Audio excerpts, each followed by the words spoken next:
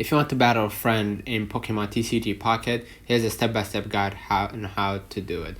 So first of all, you need to go ahead to your battle, right? And as you can see right here, it says I have to reach the level 3. If you reach a level 3, please go and play with other people, right? Or play with other match. So you're gonna be able to compete against other people.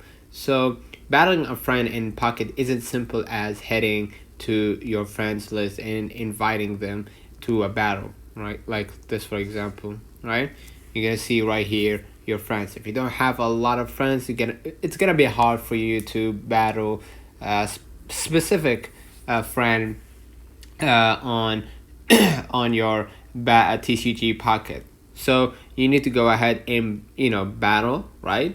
Battle solo, and then you're gonna be able to create private matches on TCG Pocket, and basically you're gonna have your unique code. You're gonna be able to set your password to invite that specific friend to play with you in that in that mode, and basically you're gonna be able to do it. So you need to go to battle, right? And then you need to play with other people, and then you're gonna be able to choose a private match, and then set a password, generate it automatically, and send the password to the other battle to the other player, and then just click battle and wait for them to join you. So as you can see right here, I can't join the battle, but because I need to reach the level 3. But if you just select right here at the bottom right here next to the 3 bars,